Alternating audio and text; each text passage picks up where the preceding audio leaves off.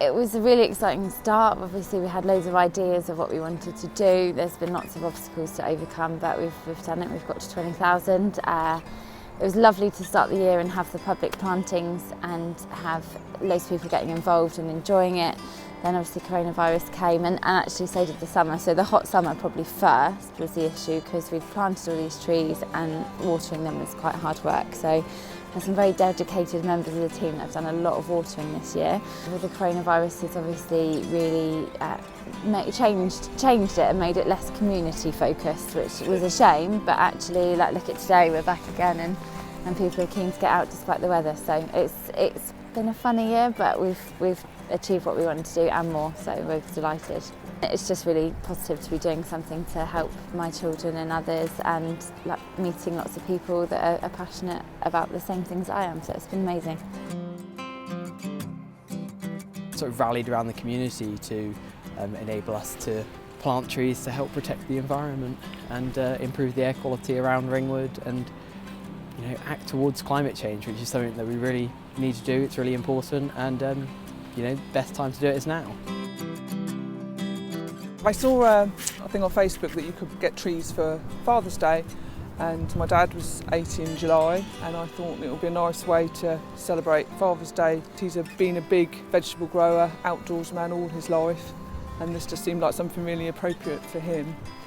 It's a shame he can't come today, unfortunately. I just think it's an amazing, simple idea that brings people together, connects us again with the environment that we live in, to learn to love it, to respect it, to enjoy it, to appreciate it. It's very easy to carry on in our own little isolated worlds and not appreciate the absolute beauty of where we live and how important it is to protect the environment. And hopefully after Christmas I'll be able to bring Dad up here, and it's a place that we'll be able to enjoy with Mum for many years to come. And yeah, it's just special, I think.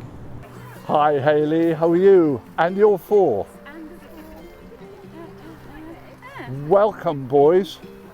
So this is an auspicious occasion. The 20,000th is the one you're going to plant. And do you know what sort of tree it is? Oak tree? It's an oak tree, exactly. It's an English oak. So are we going to get digging? Yeah. Thank you all for coming. The 20,000th tree, we're going to take the plastic off this.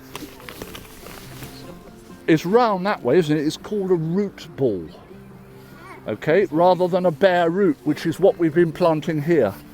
So all the roots are ready. They're all bunched up like this, kids. They're bunched up like this, ready to go into the soil. And they suck up all the nutrients and the tree will go shooting up. But it'll take about 700 years. Would you like to put some soil in the bottom so that it covers the water, please? It's a bit too heavy. Right, now you've got to put the soil all round it and you've got to fill up that gap. Well done, squeeze it down. Thank you very much. We've got to put some posts round it. So we've got a special tree duvet here, and you've got to dip your hands in there if you can and chuck them on top of the roots. We make sure that the mulch is not against the tree because you can rot the tree. So we make a little space around there, like that, so that the tree doesn't rot. Good work, kids. Brilliant. So kids. Well done. A start of a journey, not the end. 20,000 trees in 2020. We've got to look after them and the environment around them. But we've got so many landowners interested now in extending. And the interesting thing is the hedgerow plan, because that seems to have the biggest change. I've done one hedgerow up in 3 years ago and it's absolutely full of life now. There are rustlings and squeakings every time I walk up it where there was nothing before. So I think landowners around here who've farmed to the very edge of their fields are just beginning to think of doubling the thickness of their hedgerows, and that's good. But these trees, these are going to be here for centuries. They'll be the great-grandchildren of these kids. Well, it won't even be a mature tree when they're sitting under it. So we've got to look after them, and you coming to plant this sort of makes sure these young people getting involved with this, we've got someone to look after the world when we're gone. Thank goodness for you. That's what it means to me. One tree, protected, planted, and if you could come back in 300 years and take another picture and remind us all of this day. Thanks, Ray.